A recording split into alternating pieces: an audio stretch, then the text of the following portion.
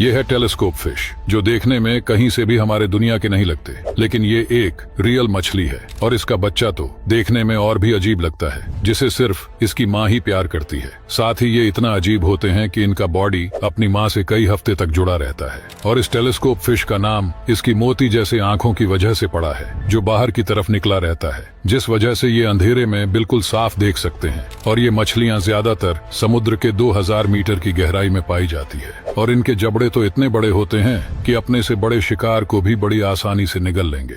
अगर आपको कभी ऐसे ट्रेन की तरह चलते हुए कीड़े दिखाई दे तो उन्हें छूना बिल्कुल मत। और अगर आपने गलती से इनको छू लिया तो फिर हो गया कांड। दरअसल ये है पाइन प्रोसेशनरी कैटरपिलर, जो अपने घर से बाहर निकलते ही एक दूसरे के पीछे रेल के डिब्बे की तरह चलते हैं। और ऐसे में अगर कोई इनको उंगली कर देता है तो ये तुरंत रोल हो जाते हैं और अपनी पीठ से माइक्रोस्कोपिक कांटेदार बालों को हवा में मिसाइल की तरह छोड़ते हैं। और इन बालों में जहर भरा होता है, जिसके कांटेक्ट में आते ही इंसानों को एलर्जिक रिएक्शन होने लगता है। और एक्सट्रीम केसेस में तो हार्ट अटैक भी आ सकता है।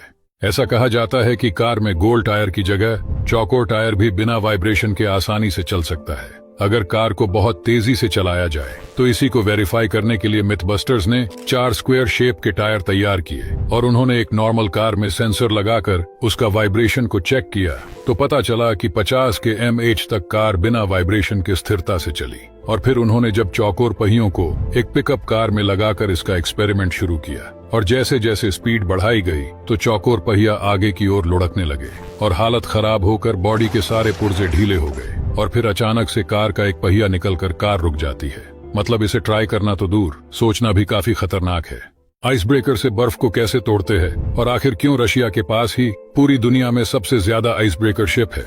देखिए, आइस ब्रेकर शिप 2 प्रकार के होते हैं। पहला डीजल पावर्ड और दूसरा न्यूक्लियर पावर्ड आइस ब्रेकर। पूरी दुनिया में न्यूक्लियर पावर आइस ब्रेकर केवल रशिया के पास ही है। और ये बर्फ तोड़ने वाले शिप नॉर्मल शिप से 3 गुना ज्यादा पावरफुल होते हैं। आपको लगता होगा कि ये आइस ब्रेकर बर्फ को चीरते हुए तोड़ते होंगे, लेकिन असल में इनके आगे का हिस्सा कर्व होता है, ताकि बर्फ के ऊपर स्लाइड होकर चढ़ जाए और फिर अपने वजन से बर्फ को तोड़ दे। नॉर्मल आइस ब्रेकर लगभग 5 से 9 फीट मोटी बर्फ की चादर तोड़ सकता है। वही पावरफुल आइस ब्रेकर 21 फीट मोटी बर्फ की लेयर को भी तोड़ सकता है। एक आइस ब्रेकर शिप को बनने में 8 से 10 साल का समय लगता है, और इनमें लगभग $1.5 बिलियन का खर्चा आता है। और दुनिया का सबसे पावरफुल आइस ब्रेकर रशिया का आर्कटिका है, जो कि लगभग 80,000 हॉर्स पावर जनरेट कर सकता है।